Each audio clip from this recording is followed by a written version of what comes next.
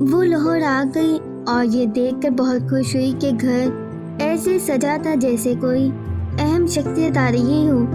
اس کا نیا کمرہ بے انتہا خوبصورت سجایا گیا تھا، لیکن وہ کمرہ اس نے حماد کو ہی دے دیا اور خود اپنے اور دادا کے کمرے میں ہی رہی۔ دانیہ کی منگنی ٹوٹنے کی خبر تو اسے مانچسٹر میں ہی معلوم ہو چکی تھی۔ واپس آ کر اندازہ ہوا کہ خاندان سے تعلقات بھی برائے نام ہی رہ گئے ہیں۔ سب گھر والوں کو اس کے زخمی ہونے کے بارے میں دادا نے بتا دیا تھا، گولی لگنے کا نہیں۔ دادا اکیلے ہی اسے ایئرپورٹ لینے آئے تھے اور وہ سمجھی نہیں کیوں، کیونکہ انہیں اس سے گلے لگا کر بہت رونا تھا۔ اسے سمجھ نہیں آ رہی تھی کہ وہ کیوں اتنا رو رہے ہیں۔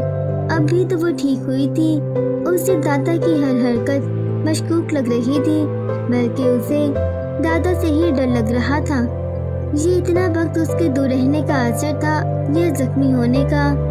دادی اور اماں اس کے ساتھ گھر کا اکلوتا لاڈلا والا سلوک کر رہی تھی۔ اس کے آنے کے 3 گھنٹے کے اندر ہی اندر ایک جنگ چھڑی حماد، علی اور دانیہ کے درمیان، اور دانیہ سب چیزیں لے کر اپنے کمرے میں کلا بند ہو گئی۔ ان تینوں نے اس کا سامان کھول کر ہی خود ہی سب کچھ نکال لیا تھا۔ 3 گھنٹے بھی پتہ نہیں وہ کیسے رکے رہے۔ اب حماد دانیہ کو دروازہ توڑ دینے کی دھمکی دے رہا تھا اور دانیہ یہ ثابت کر رہی تھی کہ وہ تو پیدائشی بہری اور گونگی ہے۔ خیر، مزید چند گھنٹے لڑنے کے بعد آخرکار وہ طے کر پائے کہ کیا کس کا ہے۔ اسے آئے 1 بھی دن نہیں ہوا تھا کہ اس نے سنا دادی اور اماں کسی فیملی کو گھر بنانے کی باتیں کر رہی تھیں۔ اس نے بہت آرام سے خود کو واش روم میں گرا لیا اور یہ ثابت کر دکھایا کہ اس سے تو چلا بھی نہیں جا رہا۔ آنکھوں کے آگے اندھیرا چھا جاتا ہے اور وہ بات کرنا ہی بھول جاتی ہے۔ دادا البتہ زیر لب ہنسے، جسے دیکھ کر اس نے سوچا یہ اپنا شہریات تیار کر کے بیٹھے ہیں۔ 1-2 شہریات دادی اور اماں کے پاس بھی ہیں۔ اس نے اور آلیان نے ان سب معاملات پر ابھی بات نہیں کی تھی۔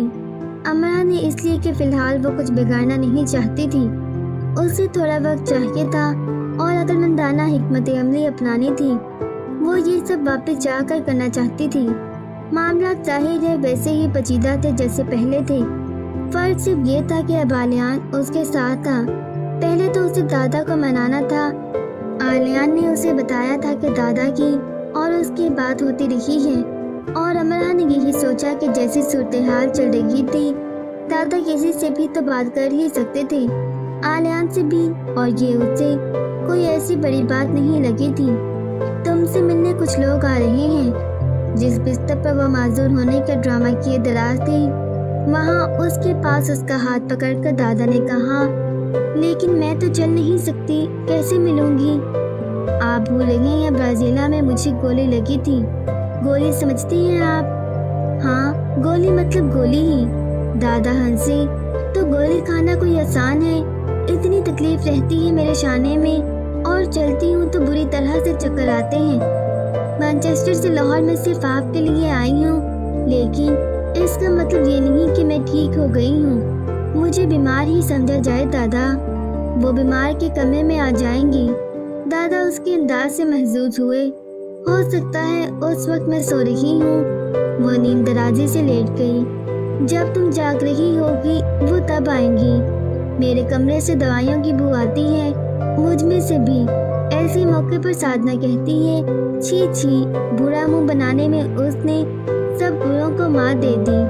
ایسے موقع پر دادا کہتے ہیں، ہی ہی، ایسے موقع پر دادا یہ کرتے ہیں۔ دادا کتنی ہی دیر ہنستے رہے۔ تو میں ان مہمانوں کو انکار کر دوں کہ تم نہیں ملنا چاہتی؟ بالکل، پھر کبھی صحیح۔ پھر کب تم مانچسٹر چلی جاؤ گی؟ شٹل کاک میں لیڈی مہک کے پاس۔ وہاں وہ تم سے تمہارا ہاتھ نہیں مانگیں گی نا؟ اس نے چونکنے میں وقت لیا، کیونکہ بات دیر سے سمجھی۔ آپ مذاق کر رہے ہیں؟ نہیں امرا، اب مذاق نہیں۔ انہوں نے افسردگی ملی سنجیدگی سے کہا، سنو میری پیاری، مانچسٹر سے 2 لوگ، لیڈی مہر اور ان کا بیٹا آلیان، آج صبح لاہور آ چکے ہیں اور اس وقت ہوٹل میں ہیں، اور ابھی میں ان کے ساتھ چائے پی کر آ رہا ہوں، اور کچھ ہی دیر میں مجھے ان کے پاس واپس جانا ہے۔ کل دن میں آلیان ہمارے گھر آئے گا۔ امرا کے دیکھنے اور سننے کے انداز میں بے یقینی تھی۔ آپ کیا کر رہے ہیں دادا؟ اس نے سہم کر پوچھا۔ اس کا رنگ پیلا پڑ گیا اور اس کے شانے میں تکلیف اٹھی اور بڑھنے لگی۔ وہ سب جو اب میں تمہارے لیے کر سکتا ہوں۔ مجھے تمہیں کچھ باتیں بتانی ہیں امرا۔ تم جانتی ہو کہ میری ماں اس لیے مر گئی تھی کہ انہیں سانپ نے ڈس لیا تھا اور ان کا بر وقت علاج نہیں ہو سکا تھا۔ ہم سب بہن بھائی ان کے گرد جمع ہو کر رو رہے تھے اور میں دیکھ رہا تھا کہ کیسے موت ان کی سفیدی کو سیاہی میں بدل رہی ہے۔ وہ میری زندگی کا سب سے دردناک وقت تھا، اور دوسرا دردناک وقت وہ تھا جب تم میرے سامنے بیٹھی رو رہی تھی۔ امرا تمہیں بھی سانپ نے ڈس لیا تھا اور زہر تمہاری آنکھوں سے پھوٹ رہا تھا۔ وہ سنگجوڑ تھا اور اس کا زہر تمہاری رگوں میں دوڑتا مجھے دکھائی دینے لگا تھا۔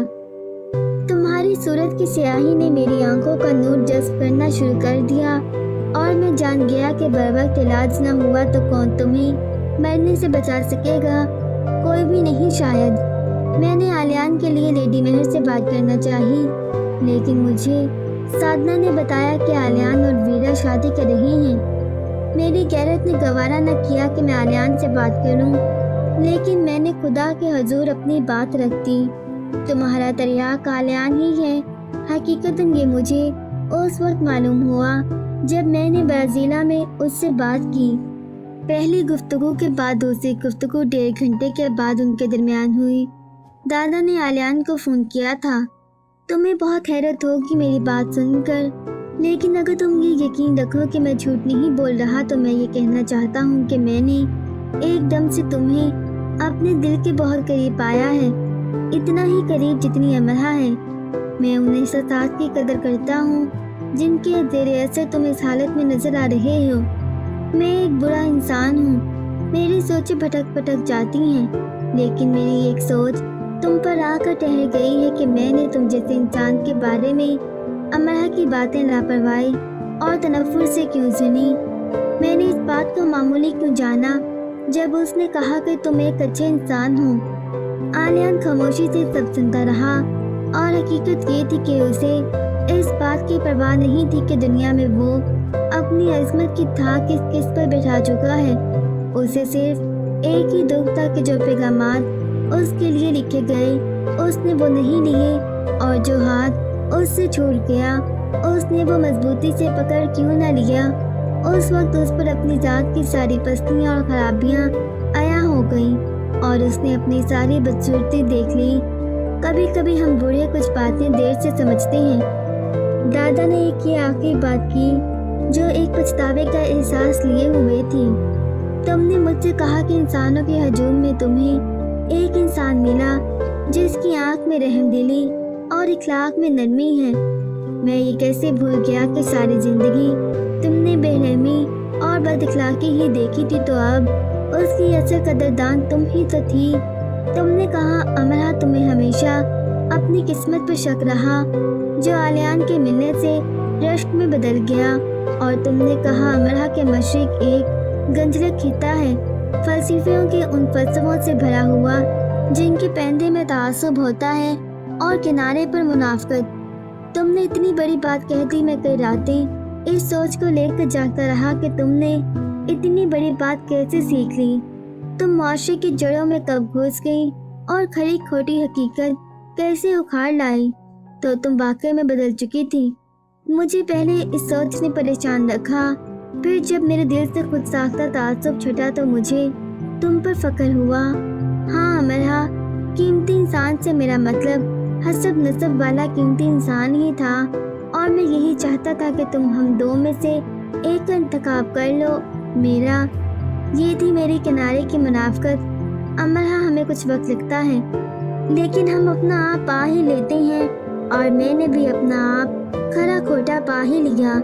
تمہارے پاس تو کوئی انسانوں کو ناپنے کا آلہ نہیں تھا، پھر بھی تم نے جان لیا کہ انسان ہونا کیسے کہتے ہیں، اور میں نے جس معاشرتی جنگل میں کئی عشرے اپنے پیمانوں سمیت گزارے، میں کیسے چوک گیا۔ یہ تھی میرے پیندے کی منافقت۔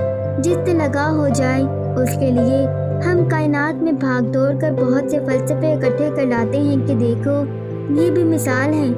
ہم اسے اس آنکھ سے دیکھتے ہیں جو آنکھ دنیا کے پاس نہیں ہوتی، جو ہمیں روشنی نظر آتی ہے وہ معاشرے کو اندھیرا دکھتا ہے۔ اگر تم بے قصور ہوتے ہو تو قصور ہمارا بھی نہیں ہوتا۔ ہاں امرا، ہمیں یہ مان رہتا ہے کہ ہماری اولاد ہمارا سر نیچا نہیں ہونے دے گی، اور یہ بھی سچ ہے کہ میرے جیسے یہ غرور حاصل نہیں کر پاتے کہ ہم نے اولاد کی خوشیوں کو نیچا نہیں ہونے دیا۔ ایک دن میں پارک میں بیٹھا تھا اور دیکھ رہا تھا کہ ایک بچہ پرندوں کے پیچھے بھاگ رہا ہے۔ پھر اس نے اپنے باپ سے کہا کہ اسے بھی اڑنا ہے، تو اس کے باپ نے اسے اپنی پشت پر پھیلا لیا اور اپنے بازو پھیلا کر اڑنے کے انداز میں بھاگنے لگا۔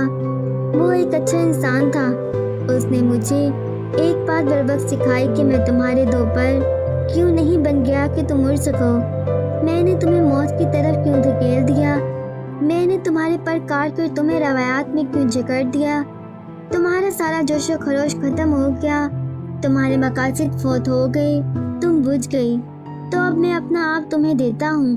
میں تمہاری وہ ماں اور تمہارا وہ باپ جو انسان کے دو پر ہوتے ہیں کہ اگر اسے یہ دو پر نہ ملیں تو وہ کبھی زندگی کے آفاق پر نہیں اڑ سکتا بنتا ہوں۔ تم نے اپنی حدیں نہیں پھیلانگی اور میرے لیے یہی بہت ہے۔ اب میں تمہیں یہ نصیحت پھر کرتا ہوں، چیزوں سے لاپرواہی برتو اور انہیں گم کر دو۔ قیمتی انسانوں کی پرواہ کرو اور انہیں گم نہ ہونے دو۔ لیڈی مہر نے خود فون کیا تھا مجھے تمہارے لیے۔ میں نے بہت حساب کتاب لگا کر انہیں اور تمہیں یہاں بلایا ہے، اور میں نے ہی انہیں کہا تھا کہ وہ اپنے آنے کے بارے میں تمہیں نہ بتائیں، کیونکہ میں جانتا تھا کہ تم انہیں منع کر دو گی، تم وعدے سے انہیں ڈرا دو گی، اور پھر تم خود بھی نہ آتی کیونکہ تم یہاں کی متوقع صورتحال کو سمجھتی ہو۔ بابا نہیں مانیں گے۔ امرا ڈر ہی گئی۔ وہ بات کی باتیں ہیں۔ اگر تمہارے شانے میں گولی کے اثرات کچھ کم ہو گئے ہیں تو لیڈی مہر کے لیے کمرہ تیار کرو، وہ آج رات ہمارے گھر رہیں گی۔ ان کے آنے کی اطلاع میں نے تمہاری اماں اور دادی کو دے دی ہے۔ شانے کی ساری تکلیف ختم ہو چکی تھی، لیکن نئی تکلیف اس کے دماغ میں اٹھی تھی، بابا اور آلیان بس یہی سوچ کر۔ پاک سرزمین کا چاند ہے، تاریخ میں روشن باب ہے، قرارداد کی یادگار ہے، لاہور یہ شہر بے مثال ہے۔ اس نے پیروں کی تالی ایسے بجائی جیسے جھروکوں میں چھپی کھڑی لڑکیوں کو ہنسانا چاہتا ہو، اور وہ چکوں کی اوٹ میں کھڑی واقعی ہنس بھی دی ہوں۔ اس نے ہوٹل کی شاپ سے شلوار قمیض سوٹ خرید کر پہن لیا تھا۔ شلوار قمیض مجھ پر سوٹ کر رہی ہے نا؟ اس نے ماما مہر سے پوچھا۔ یہ لباس بنا ہی تمہارے لیے ہے، اس کی پیشانی چوم کر انہوں نے کہا، لیکن اسے اطمینان یوں نہیں ہوا کہ وہ تو ماں ہے، ایسے ہی کہیں گی۔ تو اس نے کمرے سے ہوٹل کے باہر تک ملنے والے ہوٹل کے اسٹاف سے پوچھا، اور انہوں نے مسکراہٹیں دبا کر ہاں کہا۔ پھر اس نے سوچا وہ تو ہوٹل کا اسٹاف ہے، اخلاق نبھا رہا ہے، لاہور والوں سے پوچھنا چاہیے، سچ وہی بولیں گے۔ تو اس نے سڑک پر ملنے والے 2-4 نہیں 8-10 لوگوں سے پوچھ لیا، اور جواب میں اسے جو مسکراہٹیں ملی وہ اسے بہت بھلی لگی۔ اگر کوئی اسے دیوانہ شیوا نہ سمجھ رہا تھا تو وہ اس میں بھی خوش تھا۔ کیونکہ شہر یارا شہر جانا ہوتا ہے۔ پھر امتیاز جو مل جاتا ہے، ہر ایک کو گلے لگانے کو دل چاہتا ہے کہ یارو بیلیو، آج سے میں بھی لاہوری ہوا، مجھے مبارکباد دیں، میں بھی لاہوری ہو گیا ہوں۔ یہ پہناوا شلوار قمیض سب میرا بھی ہے، کلہ کسی کڑے پنجابی کی طرح مجھ پر بھی جچے گا، اور تنی مجھوں کو تاؤ دینا میں بھی جان جاؤں گا۔ آپ جو کھیر کو انگلی سے چاٹتے ہو تو آج سے یہ انداز میرا بھی ہے، اور ابھی میں نیا ہوں، لیکن جلدی میں پتنگ کو بو کرنا سیکھ جاؤں گا، اور مجھے دیر نہیں لگے گی نان کو نہاری میں ڈبو کر کھانے میں، اور میں اس کا عادی ہونے میں کہ پھیری والے کیسی مزے کی صدائیں لگایا کرتے ہیں، اور ڈھول والے کیسی تھاپ پر ڈھول بجایا کرتے ہیں، اور گول گپے والے کیسے بھر کر کھٹی کی پیالیاں دیتا جاتا ہے۔ اور آپ بھی بتائیں، کیا میں یہ بھی نہیں کہوں گا کہ او بھائی جی ویرے، او میاں صاحب وہ تیرا بیڑا ترے راہ دے سانو جان دے۔ وہ ایمی مسکرا کر سب کو دیکھتا جاتا۔ پھر اس نے فون نکال کر امرا کو کہا، جس کی ابھی دادا سے گفتگو ہی ختم ہوئی تھی اور اس کے لیے یہ یقین کرنا مشکل ہو رہا تھا کہ علیان لاہور آ چکا ہے۔ امرا لاہور میں یہ 11ویں انسان ہیں جن سے میں نے برف باری کا پوچھا، اور ان کا کہنا ہے کہ اتنی زیادہ برف باری ہوتی ہے کہ ہمیں کئی مہینوں تک گھروں میں بند رہنا پڑتا ہے۔ امرا ہنس دی اور میں نے ایک خاتون سے پوچھا کہ امرا کہاں ملے گی تو وہ سہم گئی اور الٹا مجھ سے پوچھا کیا امرا واپس آ گئی؟ اتنی مشکلوں سے تو اسے نکالا تھا لاہور سے۔ تم نے سب کو کتنا تنگ کر رکھا تھا یہاں امرا۔ جھوٹ، سارا لاہور مجھے نہیں جانتا، لیکن سارا لاہور اب مجھے ضرور جان جائے گا۔ خوشی اس کے انداز سے ایسے آشکار ہو رہی تھی جیسے اسے شہر لاہور کی چابی پیش کر دی گئی ہو۔ ضرور جان جائے گا، تم اتنا چلا کر جو بول رہے ہو۔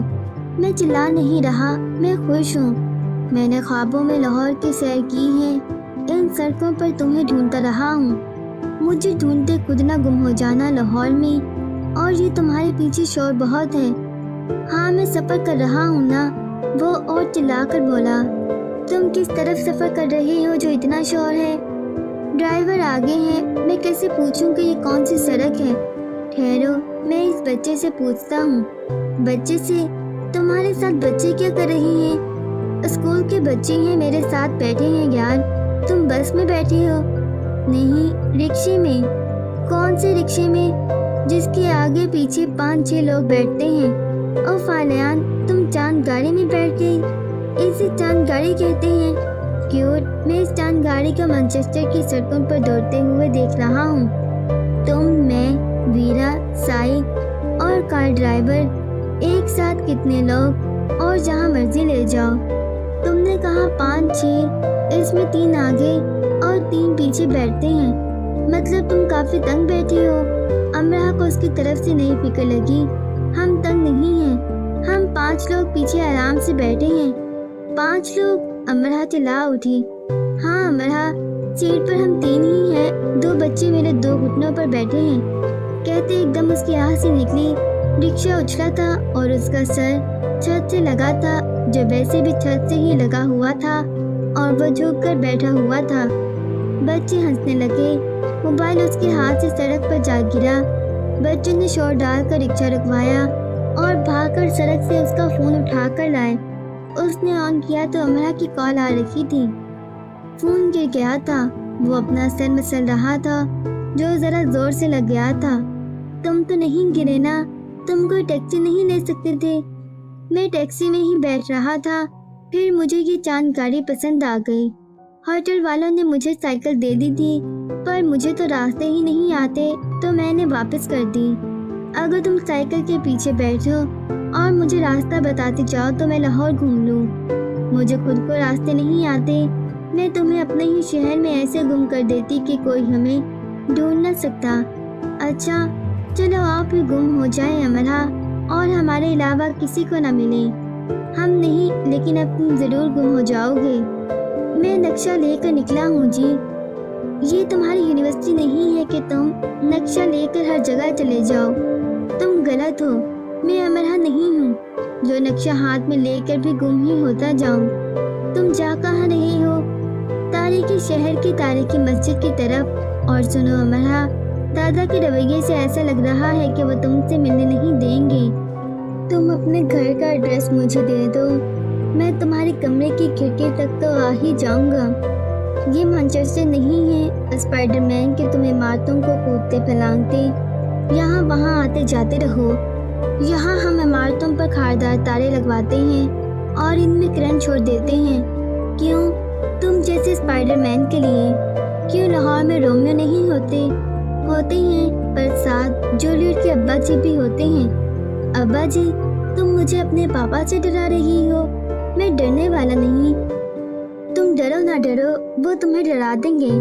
مینار پاکستان کے ایک طرف چاند گاڑی رکی تو اس نے اپنی تصویر لی اور اپڈیٹ کر دی، می ان مون کار۔ گڈ، چاند پر جا کر ہم پر پتھر نہ پھینکنا۔ शाहवेज का फौरी कमेंट आया। आते हुए एक लेते आना। साई ने कहा, ये तुम्हारे साथ बैठे बच्चे क्या खा रहे हैं? कार्ल का भूखा कमेंट आया। ये भुने हुए चने खा रहे हैं और यक ज़बान खुदा का शुक्र अदा कर रहे हैं कि लाहौर में कोई कार्ल नहीं और आलियान कार्ल जैसा भूखा नहीं।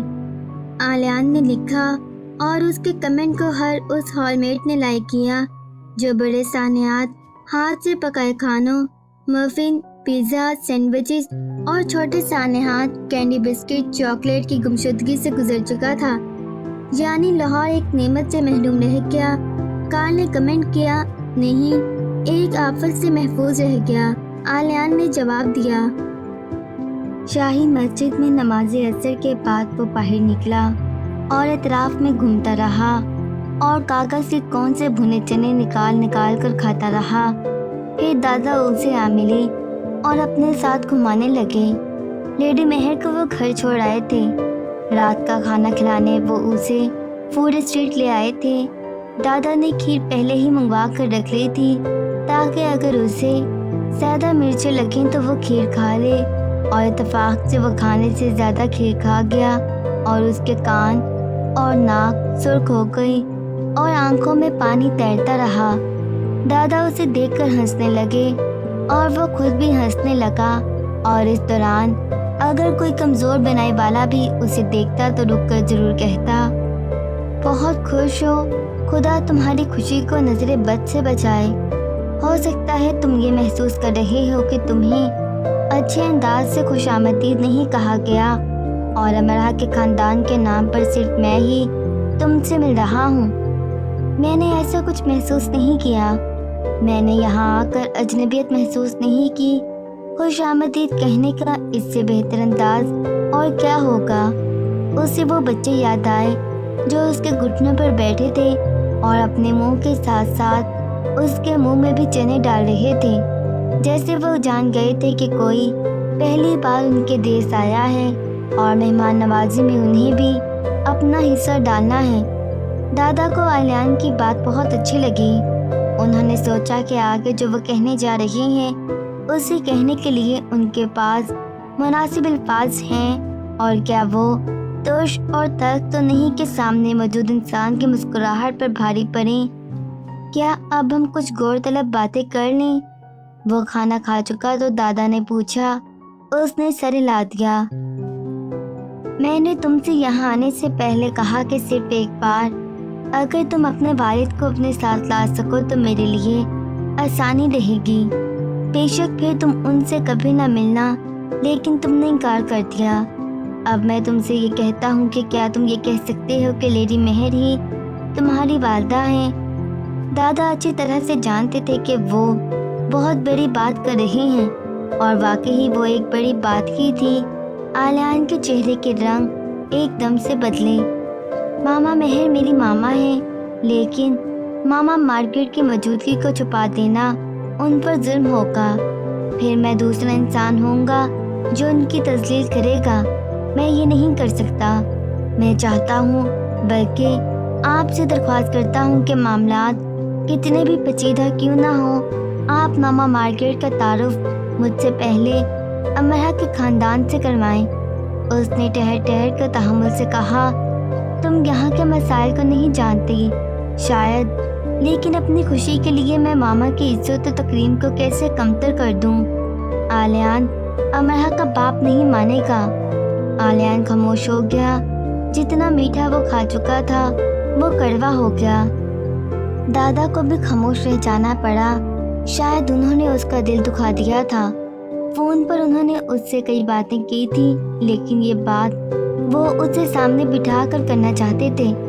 शायद तुम ये सोचते हो कि वाजिद एक जाहिल इंसान है, लेकिन वो जाहिल नहीं है। उस जैसे सब बाप जाहिल नहीं हैं। बहुत से समझदार लोग इसे दकियानूसियत कहते हैं, लेकिन दरअसल ये हमारा हिसाब किताब है। सीधे सीधे हिसाब कि खजूर वही है जो खजूर के दरख्त पर लगे, जो झाड़ी पर लगी मिलेगी वो खजूर नहीं होगी।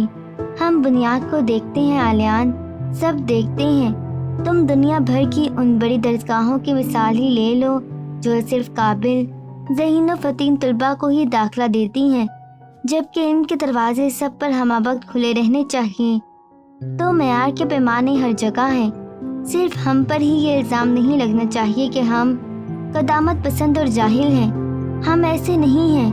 रही मेयार की बात, तो हम उन्हें बदल सकते हैं, उन्हें मतवाज़न कर सकते हैं और बदलते वक्त के तकाज़ों को देखते उन्हें लचकदार बना सकते हैं। हमारे यहाँ शादी 2 लोग नहीं, 2 ख़ानदान करते हैं और इस शादी को कामयाब भी 2 ख़ानदान मिलकर करते हैं। ठीक है, कुछ रसूमात और रसूल खोखले और बेबुनियाद हो चुके हैं और कुछ सिरे से ही बेकार और फजूल हैं, लेकिन हमारी मुआशरती परख हमारे बड़ों के तजर्बात पर तरतीब दी गई है और इन तजर्बात को झुटलाया नहीं जा सकता। इन तजर्बात की रोशनी में कुछ फैसले गलत भी हुए होंगे, लेकिन वो सब ठीक कर देने की नीयत से किए गए होंगे। तुम दुनिया में घूम फिर कर देख लो, तुम्हें कोई बाप ऐसा नहीं मिलेगा जो औलाद का बुरा चाहे, और कोई माँ ऐसी नहीं मिलेगी जिसने अपनी औलाद की खुशियों के लिए कोशिश न की हो। तो अमरा का बाप उसका बुरा नहीं चाहेगा और उसकी माँ उसकी खुशी से हासिल नहीं होगी, लेकिन कुछ खाने तो पुर करने ही होते हैं। सदियों के चाक पर ढला ये ढांचा अगर कहीं से वसीदा और भरभरा हो भी रहा हो, तो हम पूरे ढांचे को मुनज़्ज़म करने के लिए तैयार नहीं हैं, लेकिन मुरम्मत हम साथ साथ करते जा रहे हैं। दादा कहकर उसे देखने लगे और आलियान को एक बात अब समझ में आई कि उसने किस आसानी से कह दिया था कि उसे इस खित्ते का सफ़र नहीं करना जहाँ इंसानों से ज़्यादा रवायात का एहतराम किया जाता है। उसने अब जाना कि इन रवायात का एहतराम ही दरअसल उनसे जुड़े इंसानों का एहतराम है। अगर हम बड़ों की इज्जत के रवायत का एहतराम नहीं करेंगे तो छोटों से इज्जत की वसूली हमें भूलनी पड़ेगी, और फिर ऐसे इंसानी मुआशरे का फलना फूलना ऐसा ही हो जाएगा जैसे दरख्त का ज़मीन के बगैर नमू पाना, यानी नमू ही न पाना। मुझे तुम्हारी ये बात अच्छी लगी कि तुमने अमरा को उकसाया नहीं। ज़माना जिस तेज़ी से तरक्की कर चुका है, ऐसे वक्त में ये कोई अनोखी बात ना होती। मैं कभी ऐसा ना कर पाता, और करता भी तो अमरा ना मानती। मैं जानता हूँ तुम कल घर आ रहे हो, तुम अभी सिर्फ सबसे मिलोगे, फिर देखते हैं क्या होता है। दादा कुछ ज़्यादा पुरुमीद नहीं थे। तुम्हारा घर बहुत खूबसूरत है अमरा। शुक्रिया। उनके सोने से पहले वो उनके पास बैठी थी। अम्मा और दादी ने अच्छे मेज़बान होने का सबूत दिया था और लेडी महर और उन 2 ख़वातीन में अच्छी खासी बातें हो चुकी थी। मुझे बहुत अच्छा लग रहा है आपको अपने घर में देखकर। वो हंसी। मुझे भी अपने घर में तुम्हें चलते फिरते देखना बहुत अच्छा लगता है। शार्लेट का हमेशा से ये कहना था कि आलियान मेरा लाडला है, और अब उसने मुझे साफ साफ कह दिया है कि खबरदार जो अमरा को आपने अपनी लाडली बनाया। अगर ऐसा हुआ तो वो मुझे अपनी कहानियाँ सुनाना बंद कर देगी। अमरा हंसने लगी। फिर ऐसा गजब ना कीजिएगा। उसने जब तुम्हें मॉर्गन की शादी में देखा तो मेरे कान में कहा था आपकी बहू खुद चल कर आपके घर आ गई है। अमरा हंस तो दी, लेकिन खौफ से वो ठीक से खुश भी नहीं हो पा रही थी। दानिया भी उनके साथ आकर बैठ गई तो लेडी महर ने उससे कहानी की फरमाइश कर दी। अमरा उठकर अपने कमरे में आ गई और दादा का इंतज़ार करने लगी। दानिया को गॉसिप में खासी दिलचस्पी रहा करती थी। उसी का सहारा लेकर उसने अपनी कॉलेज की लड़कियों की उल्टी सीधी कहानी बनाकर सुनानी शुरू की, और कहानी इतनी दिलचस्प साबित हुई कि 10 मिनट के अंदर अंदर लेडी महर सो गई। देखा मेरी कहानी का कमाल, दानिया ने फखरिया कहा। हाँ देखा, बोगस कहानियों पर उन्हें ऐसे ही नींद आ जाती है। तुम जल रही हो, तुम्हारी खुशफहमी को जला रही हूँ। अगले दिन लंच से पहले आलियान दादा के साथ घर आ गया और काफ़ी देर तक हमाद, अली, बाबा और दादा के नरगे में बैठा रहा। अम्मा और दादी से भी बातचीत हो गई उसकी। कुछ देर को वह ज़रा अकेला हुआ तो उसने अपनी एक तस्वीर ली اور فخریہ اپڈیٹ کر دی امرہ کے گھر لنچ کے لیے۔ کنجوس، امرہ نے کیا کیا بنایا ہے تمہارے لیے؟ کارل کا فوری فون آیا۔ مانچسٹر کے بھین سے کارل کا بھیجا پرائم ڈش ہے۔ پھر تو مانچسٹر کے دوسرے بھین سے آلیان کے کان سیکنڈ پرائم ڈش ہوں گی۔ وہ دل کھول کر ہنسا کیونکہ آخر کار وہ امرہ کے گھر آ چکا تھا، لیکن امرہ کہیں نظر نہیں آ رہی تھی۔ اور پھر ڈائننگ روم سے ملحق ڈائننگ ایریا میں اس نے اسے دیکھا۔ وہ میز پر کوئی کھانے کی ڈش رکھ رہی تھی اور اس کا انداز کچھ ایسا تھا کہ وہ تو اسے جانتی ہی نہیں۔ تم کون ہو اجنبی؟ کیا نام ہے بھلا تمہارا؟ پردیسی ہو؟ ہمارے دیش کیا لینے آئے ہو؟ آلیان اسے حیران دیکھتا رہ گیا۔ یہ امرہ کو کیا ہوا؟ لنچ جو امرہ اور دانیہ کے علاوہ سب نے ساتھ بیٹھ کر کیا کے بعد دادا نے آلیان کو چلنے کا اشارہ کیا۔ یعنی یہ کیا؟ آلیان نے منہ بسوڑ لیا۔ اس نے تو امرہ کا کمرہ بھی نہیں دیکھا تھا، نہ ٹیرس، نہ کھڑکی، نہ پورا گھر کہ وہ لاؤنج کے کس صوفے پر بیٹھ کر لیٹ کر ٹی وی دیکھتی تھی اور کس پر سے سوتے میں لڑک کر گر جاتی تھی، کس دیوار کی کس تصویر کو ٹانگتے اسٹول پھسل گیا تھا اور لان کے کس حصے میں وہ کرکٹ کھیلتی رہی ہے، اور اس کے گھر کے آس پاس کے وہ کون سے گھر ہیں جن کی ڈور بیل بجا بجا کر وہ بھاگتی رہی ہے، اور وہ کون سا گھر ہے جس کی بیل بجاتے اسے الیکٹرک شاک لگا، اور گھر میں وہ کون سی اونچائی ہے جس پر سے وہ سپر مین بنی کودنے والی تھی، اور وہ کون سی دیوار ہے جس پر اس نے اسکول کا ہوم ورک لکھ دیا تھا اور بدلے میں اس کے کان لمبے اور پونیاں ڈھیلی کی گئی تھیں، اور وہ لکڑی کی الماری کہاں ہے جہاں وہ چھپ کر بیٹھ جایا کرتی تھی کہ گھر کے باہر ایک شیر آ گیا ہے اور وہ ہم سب کو کھا جائے گا، بڑا سا منہ کھول کر بس گڑپ کر جائے گا ہمیں۔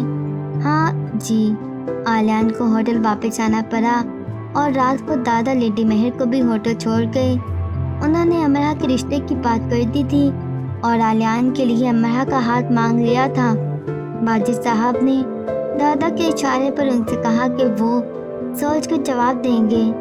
دادا کے علاوہ امرہ اور امرہ سے متعلق معلومات سب کو بہت کم تھیں۔ وہ بہت اوپر کی باتیں جانتے تھے، جیسے انہیں یہ معلوم تھا کہ امرہ کی لینڈ لیڈی ایک بیوہ خاتون ہے، انہوں نے 10 بچے لے کر پالے ہیں، اس کا انہیں معلوم نہیں تھا۔ انہیں پہلے اس بات پر حیرت تھی کہ امرہ کے آتے ہی فوراً وہ کیوں آ رہی ہیں۔ دادا نے کہہ دیا کہ میں نے ہی بلایا ہے، ان کا بیٹا ہے، اس کے لیے وہ امرہ کا ہاتھ مانگنا چاہتی ہیں۔ امرہ اسی گھر میں رہتی ہے جس میں یہ لڑکا رہتا ہے؟ واجد صاحب کا پہلا سوال یہ تھا۔ نہیں، لڑکا ہاسٹل میں رہتا ہے۔ اپنے گھر کے ہوتے ہاسٹل میں کیوں رہتا ہے؟ یہ خاتون مہر جسمانی نقص کا شکار ہو گئی تھی، ان کے ساتھ ایک ہندوستانی لڑکی ان کی دیکھ بھال کے لیے رہتی ہے، اور امرہ کی طرح کی چند دوسری لڑکیاں، تو لڑکے کا گھر میں قیام مناسب نہیں لگا۔ یہ آلیان کے گھر آنے سے پہلے کی باتیں تھیں جو دادا نے دادی اماں اور واجد صاحب کو بتائیں۔ وہ یہ چاہتے تھے کہ آلیان سے سب مل لیں تو باقی باتیں بعد میں ہی ہوں، اور سب نے آلیان سے مل لیا اور الفاظ کے استعمال کے بغیر یہ بتا بھی دیا کہ انہیں آلیان سے مل کر کتنا اچھا لگا ہے، تو دادا نے باقی باتیں کرنے کا فیصلہ کیا۔ آپ کہہ رہے تھے کہ امرہ کی کنووکیشن کے لیے آپ مانچسٹر جائیں گے، تو اب میں بھی آپ کے ساتھ چلوں گا، پھر دیکھیں گے کہ کیا کرنا ہے۔ دادا نے خود کو تیار کیا کہ وہ اپنے بیٹے سے خوفزدہ نہیں تھے، لیکن وہ چاہتے تھے جو باتیں اب آگے وہ کرنے والے ہیں ان پر بھڑکنے کی بجائے تحمل سے تبادلہ خیال کیا جائے۔ کیا تمہیں آلیان پسند نہیں آیا ہے؟ اسی لیے تو کہہ رہا ہوں، وہاں چلیں گے، کچھ دیکھ بھال لیں گے۔ میں نے دیکھ بھال لیا ہے، میں چاہتا ہوں ہم دونوں کا نکاح کر دیں، منگنی کے حق میں نہیں ہوں۔ دادا نے اپنی طرف سے بڑی سمجھداری کا مظاہرہ کیا۔ آپ نے کہاں دیکھا بالا ہے اسے؟ آپ تو خود پہلی بار مل رہے ہیں، اور اتنی جلدی کیا ہے منگنی یا نکاح کی؟ کچھ ہی مہینے ہیں نا، ہم چلیں گے وہاں، پھر دیکھیں گے۔ ٹھیک ہے، ہم مانچسٹر چلیں گے، لیکن تم صبر و تحمل سے میری چند باتیں سن لو۔ वाजिद साहब की पेशानी पर पहली बार शिकन नमूदार हुई। कैसी बातें? आलियान मुसलमान है और बहुत अच्छा लड़का है। वही तो आपको कैसे पता बाबा कि वो अच्छा है? वो हंसे। पता चल जाता है। इस दलील को वो किसी भी दलील से पायदार नहीं बता सकते थे। ऐसे एक बार मिलने से नहीं पता चलता। मेरा तजर्बा इतना हो चुका है कि मेरा तजर्बा आप जितना नहीं हुआ और मुझे तजर्बा नहीं तसल्ली करनी है। दादा ने ऐसे गहरा सांस भरा जैसे खुद को तसल्ली देते हों। दरअसल खातून महर एक बे औलाद बेवा खातून है। उनके शौहर डॉक्टर थे। उन खातून ने बच्चों की परवरिश के एक इदारे से 10 बच्चे लेकर पाले। आलियान के वालिद का नाम वलीदुल बशर है और वो इस वक्त नॉर्वे में है। वलीदुल बशर और आलियान की वालिदा के दरमियान अलग हो गई थी। दादा को समझ नहीं आई कि किस बात को पहले करें और किसे बाद में। वो ज़रा घबरा से गए। तो ये खातून आलियान की खाला हैं या कोई और रिश्तेदार? शिकन गहरी होने लगी। ये उसकी माँ है, पाला है उसे। दादा शिकन की गहराई नाप सकते थे। वाजिद साहब बहुत देर तक अपने बाप की शक्ल देखते रहे। उनकी सारी खुशी काफूर हो गई जो आलियान से मिलकर हुई थी। यानी आलियान भी उन्हीं 10 बच्चों में से एक है जिन्हें यतीम खाने से लेकर पाला है। उनका अंदाज फट सा गया, गैर मुहज्जिब हो गया। यतीम खाना नहीं, बच्चों की एक ही बात हुई ना बाबा। बाप ने क्यों नहीं रखा उसे? वो आलियान से उसे पर आ गए। फौरन के अब नाम लेना गवारा नहीं। दादा ने जान लिया कि कैसे वो लड़का जिससे वाजिद खुश इखलाकी से बातें कर रहा था अब तलखी और बद इखलाकी से जेरे बहस लाया जाने वाला है। आलियान की वालिदा उसके बचपन में फौत हो गई थी। दादा ने तहम्मुल से कहा, मैं बाप का पूछ रहा हूँ बाबा।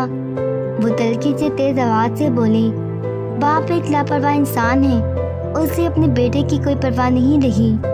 और बाकी के रिश्तेदार, नाना नानी, खाला मामू, बाप की बात को उन्होंने फिलहाल एक तरफ रखा।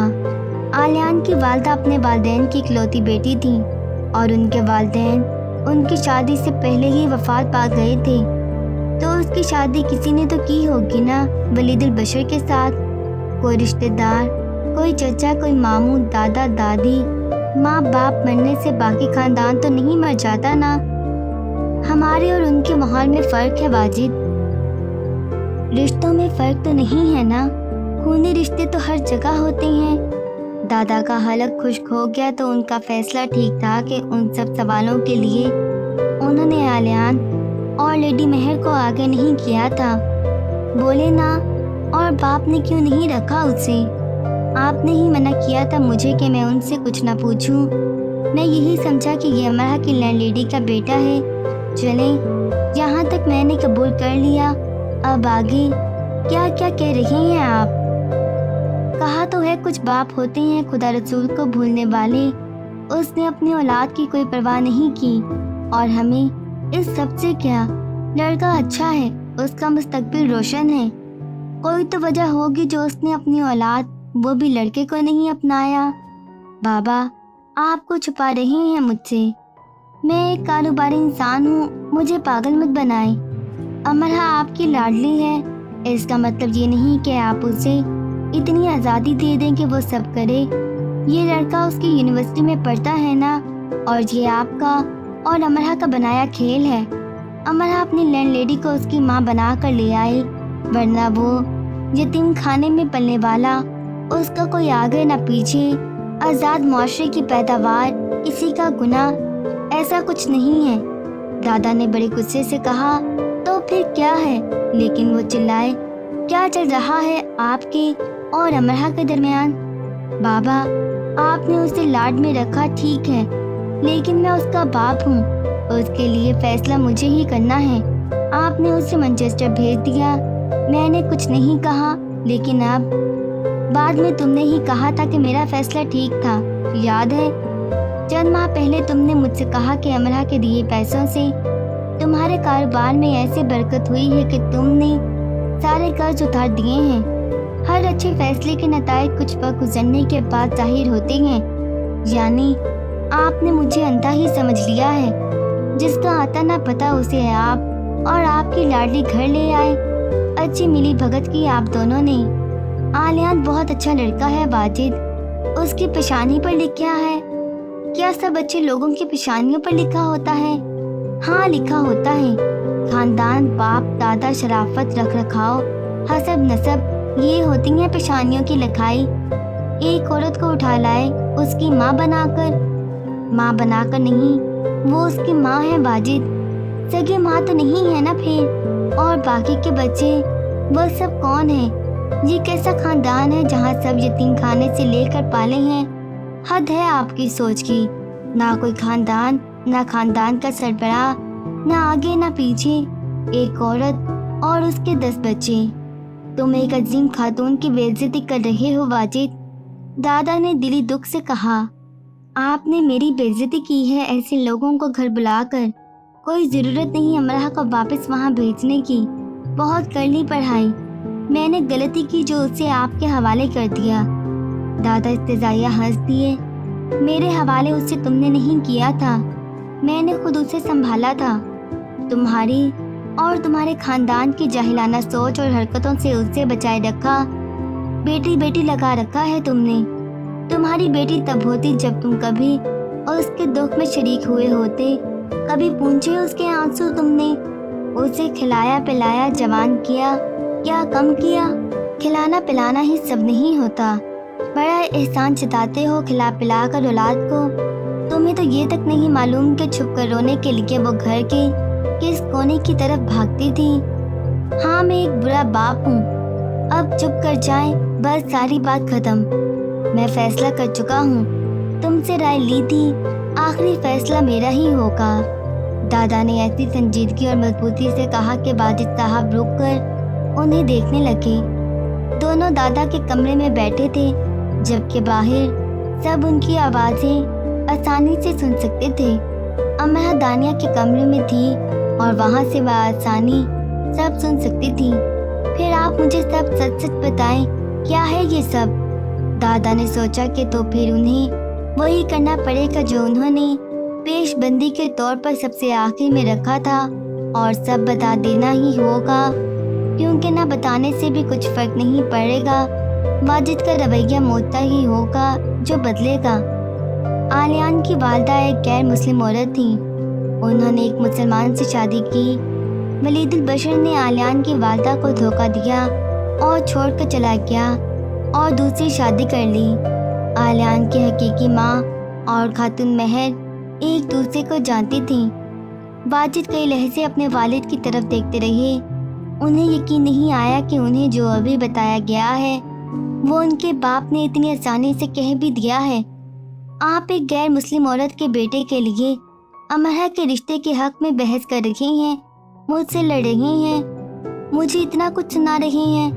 آپ نے انہیں گھر ہی کیوں آنے دیا؟ اس بار وہ پوری قوت سے دھاڑے۔ تجربے کی آنکھ سے دادا یہ سب پہلے ہی دیکھ چکے تھے۔ ایسا ہی رویہ اور ایسے ہی سوال، یہی رد عمل، سب ٹھیک ویسا ہی ہو رہا تھا۔ دادا اٹھ کر کھڑے ہو گئے۔ کمرے میں اماں اور دادی آئیں کہ بات بڑھ نہ جائے۔ دادا نے تینوں کی طرف دیکھا اور کہا، امرہ میری ہے اور اس کے لیے فیصلہ بھی صرف مجھے ہی کرنے کا حق ہے۔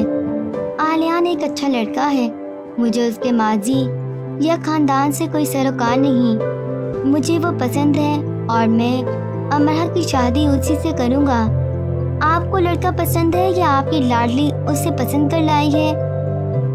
واجد تیزی سے کہتے کمرے سے نکلے اور امرہ کی طرف بڑھے۔ امرہ، انہوں نے چلا کر اسے بلایا۔ واجد، دادا ان کی طرف لپکے۔ تمہیں پڑھنے کے لیے بھیجا تھا یا یہ سب کرنے کے لیے؟ وہ دانیہ کے کمرے میں اس کے سر پر پہنچ گئے اور اسے بازو سے پکڑ کر جھنجھوڑا۔ دادا نے لپک کر انہیں امرہ سے دور کیا۔ حماد، علی، دانیہ سب اسی کمرے میں آن موجود ہوئے تھے۔ یہ جاہلوں والے طریقے نہ اپناؤ، تحمل سے میری بات سنو، آپ کا طریقہ ٹھیک ہے۔ ان کی آواز تیز ہو گئی۔ کون ہے یہ امرہ جسے تم یہاں لائی ہو؟ دادا نے ان کا بازو پکڑ کر کمرے سے باہر گھسیٹا اور بڑے جتن سے انہیں واپس اپنے کمرے میں لائی۔ امرا کمرے میں رونے لگی۔ یہ اس کی خوشگمانی تھی کہ سب ٹھیک ہو جائے گا۔